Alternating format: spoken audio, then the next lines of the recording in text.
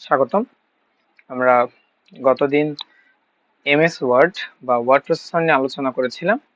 আজকে আমরা এর দ্বিতীয় অংশ, চতুর্থ অধ্যায়ের দ্বিতীয় অংশ নিয়ে আলোচনা করব, যেখানে স্প্রেডশিট বা এমএস এক্সেল এর কাজ আছে। তো এখানে স্প্রেডশিটের বৈশিষ্ট্যগুলো নিয়ে আমরা প্রথমে আলোচনা করি। বিশ্লেষণের বৈশিষ্ট্য কি? বিভিন্ন রকমের সংখ্যা বা অক্ষর ভিত্তিক উপাত্ত নিয়ে কাজ করা যায়, যে কোনো ধরনের হিসাবের জন্য সুবিধাজনক। কলাম ও সারি থাকার কারণে উপাত্ত শ্রেণীকরণ সহজ। তো কলাম সারি ব্যাপারটা কি? এগুলো হচ্ছে এক একটা column, column A, column C, column D, আর এগুলো হচ্ছে এক একটা সারি বা রো। এই 1 row, second row, third row, fourth row ইত্যাদি। সূত্র ব্যবহারের সুযোগ থাকায় অনেক বেশি উপাত্ত নিয়ে কাজ করা যায়। বিভিন্ন ফাংশন সূত্রাকারে ব্যবহার করে সহজে উপাত্ত বিশ্লেষণ করা যায়। আকর্ষণীয় গ্রাফ চার্ট ব্যবহার করে উপাত্ত উপস্থাপন করা যায় ইত্যাদি। তো সূত্র ব্যবহার করে ব্যবহার সুযোগ থাকে। সূত্র বলতে এখানে বোঝানো হচ্ছে গাণিতিক সূত্র। এখানে চাইলে আমরা যোগ করতে পারি, বিয়োগ করতে পারি, ভাগ করতে পারি, শতকরা বের করতে পারি, গড় বের করতে পারি, এরকম নানান ধরনের জটিল জটিল বিষয়গুলো সহজে এখান থেকে করা যায়। এটা মূলত একটা ইন্টারফেস এমএস এক্সেল এর বা স্প্রেডশিটের, যেটা আমরা এখানে দেখছি যে শীট 1 এটার নাম। তো স্প্রেডশিট ব্যবহার ক্ষেত্রে ক্ষেত্র স্প্রেডশিট হচ্ছে এক ধরনের অ্যাপ্লিকেশন সফটওয়্যার যা তালিকাবদ্ধভাবে ডাটা বিন্যাস, বিশ্লেষণ ও সংরক্ষণে ব্যবহৃত হয়।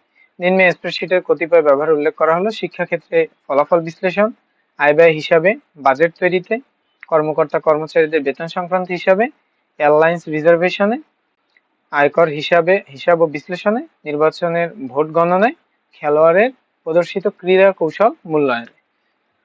তো এই যে বিভিন্ন প্রেডিকশন, তারপর হচ্ছে গড় ইত্যাদি বিষয়গুলো এই স্প্রেডশিটের মাধ্যমে বা এমএস এক্সেল এর মাধ্যমে দেখানো যায়। তো স্প্রেডশিট ব্যবহারের কৌশল, এখানে প্রথমেই যেটা দেখানো হয়েছে সেটা হচ্ছে গুণ করা। স্প্রেডশিটে গুণ করার জন্য ফলাফল সেলের মধ্যে সূত্র দিতে হয়।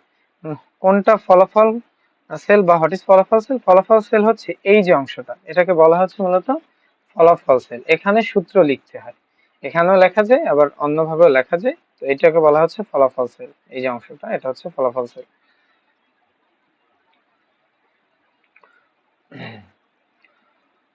ফলাফল সেলে সূত্র দিতে হয়। সূত্র সবসময় সমান চিহ্ন দিয়ে শুরু হয়।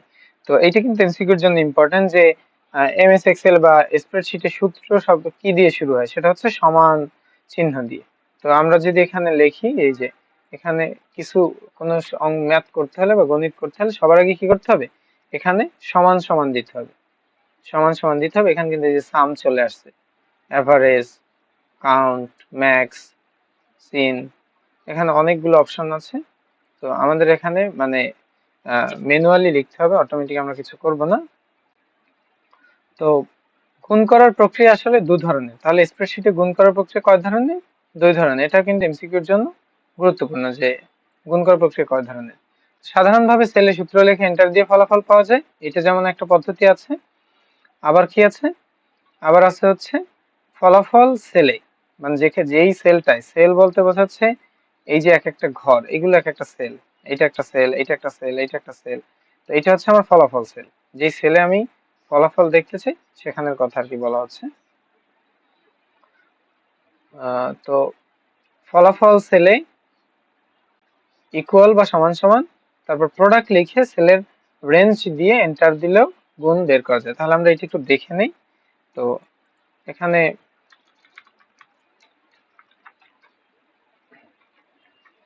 আমরা যদি প্রথমে এই যে ফলাফল সেলে যদি লিখি, তাহলে কি করতে হবে? আমার শুরুতেই যে কোনো গাণিতিক কাজ করার জন্য সবার আগে আমার সমান সমান ব্যবহার করতে হবে। তো সমান সমান দিলাম, এরপর আমার দেখতে হবে এটা কয় নাম্বার।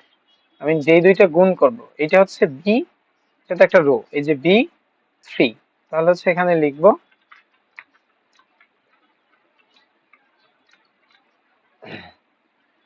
এখানে হচ্ছে আমি লিখবো B3। এরপর আমরা জানি যে গুণের জন্য ইনটু যে সাইন বা মাল্টিপল যে সাইনটা আছে সেটা হচ্ছে এক্সট্রা মতো, এটা আমরা দিলাম। তারপর হচ্ছে কত? C3। তো C3 দিলাম আমরা। এখন যদি আমরা এন্টার চাপ দেই, তাহলে কিন্তু আমার ফলাফলটা চলে আসে।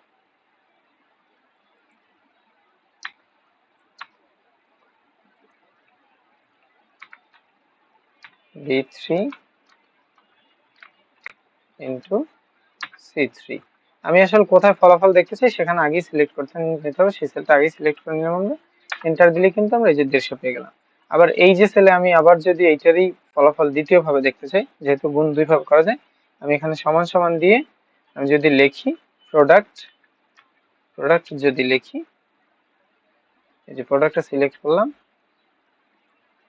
এখন আমার কি বলা আছে এখানে যে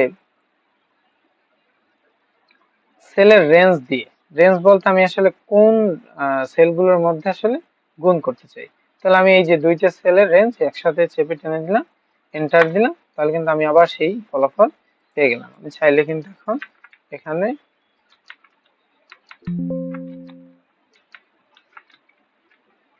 এমজি দিলে এটা অন্য রকম হয়ে যাবে। এরপর যেটা আছে, ফাংশন ব্যবহার করে গুণ করার সুবিধা হলো এখানে প্রয়োজন হলে অনেক বেশি সংখ্যক সেলের গুণফল রেঞ্জ দিয়ে সম্পন্ন করা যায়। মানে যদি এখানে অনেক বেশি সংখ্যা চলে আসে সেটা কিন্তু বড় করা যায়, ছোট করা যায়, এই ব্যাপারটা এখানে আছে।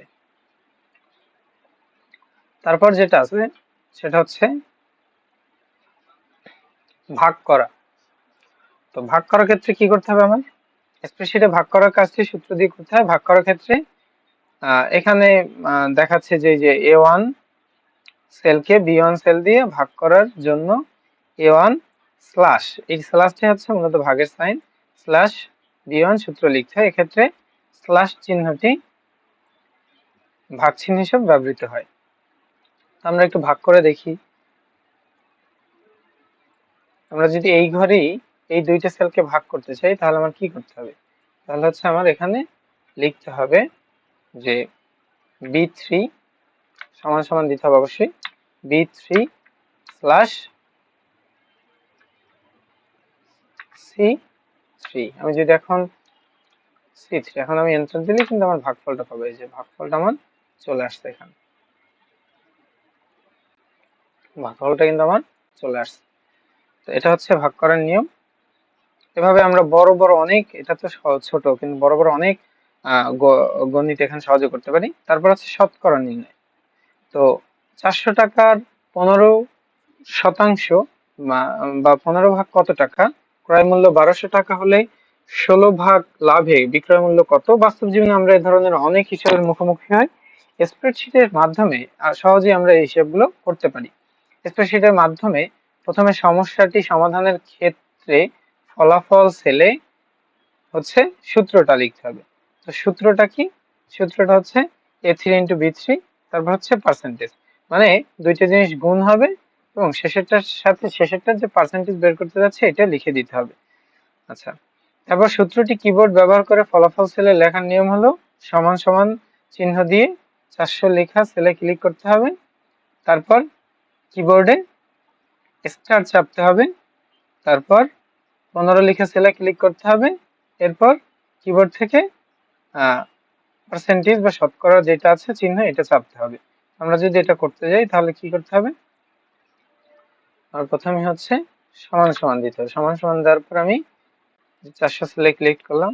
আচ্ছা, তারপর যেটা করতে হবে আমার একটা গুণ চিহ্ন দিতে হবে, তারপর আবার আমি 15তে ক্লিক করলাম, তারপর আমার কি করতে হবে, শতকরা চিহ্নটা দিতে হবে।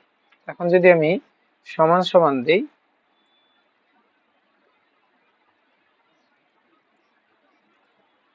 আমি আবার করছি,